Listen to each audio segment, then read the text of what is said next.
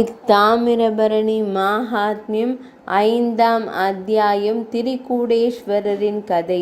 பழங்காலத்தில் ஒரு சக்தி வாய்ந்த பேரரசர் பிருத்து இருந்தார். அவர் முழு பூமியையும் தட்டையாக ஆக்கி பூமியை பால் கறந்து ஒரு பசுவைப் போல ஏராளமான செல்வங்களை பெற்றார். தனது தவத்தின் சக்தியால் 4 விதமான வர்ண அமைப்பை திறம்பட செயல்பட வைத்தார். தனது ராஜ்யத்தில் சுருச்சி என்ற பிராமணர் தனது சகோதரர் ரோஷேஷ்மனுடன் இணைந்து அனைத்து வேதங்கள், சாஸ்திரங்கள் மற்றும் கலைகளில் தேர்ச்சி பெற்று பகவான் ஸ்ரீ மகாவிஷ்ணுவிடம் மிகுந்த பக்தியை வளர்த்து கொண்டார். அவர் இருந்த நிறுவப்பட்ட அமைப்புகளுக்கு எதிராக ஒரு புதிய மத அமைப்பை நிறுவினார். மேலும் தனது அறிவு திறமையால் விவாதத்தில் அனைத்து பண்டிதர்களையும் வென்றார். பிருத்து இதனால் மிகவும் வருத்தமடைந்து கைலாச அடிவாரத்தில் சிவபெருமானை பிரார்த்தனை செய்தார்.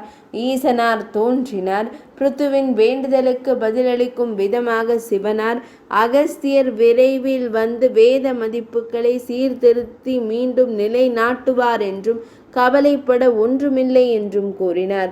திரிகூட மலையில் தரிசனம் செய்த அகஸ்திய மாமுனிவர் பகவான் திரிகூடேஸ்வரர் ஆலயத்தின் நுழைவாயிலை அடைந்தார். அங்குள்ள மக்கள் ஸ்ரீ வைஷ்ணவர்கள் துளசி மாலைகள் மற்றும் ஊர்த்துவபுந்திரம் அணிந்து சிவ வழிபாட்டை கண்டித்தனர். அகஸ்தியரை ஆலயத்திற்குள் நுழைய விடாமல் தடுத்தனர். அகஸ்திய மாமுனிவர் சென்று வைணவர் வேடத்தில் திரும்பினார். அவர் ஆலயத்திற்குள் நுழைந்து அங்குள்ள விஷ்ணு சிலையில் சிவபெருமானை வணங்கி தனது 2 கைகளாலும் சிலையை அழுத்தினார். அந்த சிலை லிங்க வடிவத்தை எடுத்தது. சுற்றியுள்ள அனைத்து தேவதைகளும் சிவனின் பரிவார தேவதைகளாக மாறினர். பின்னர் சுருச்சியின் சீடர் அகஸ்திய மாமுனிவருடன் சண்டையிட்டனர். பின்னர் வானத்திலிருந்து அசரீரி ஒலித்தது. 2 தரப்பினரும் விவாதித்து நடுநிலை நீதிபதியின் தீர்ப்பை ஏற்றுக்கொள்ள வேண்டும் என்று கூறியது.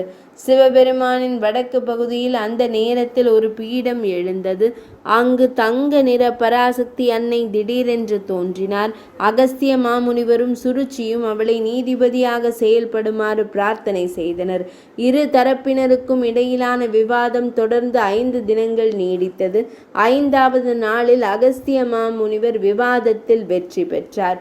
ஸ்ரீ வைஷ்ணவர்கள் சிவதீட்சை பெற்று அகஸ்திய மாமுனிவரின் சீடர்களானார்கள். 5ஆம் அத்தியாயம் இனிதே நிறைவடைந்தது.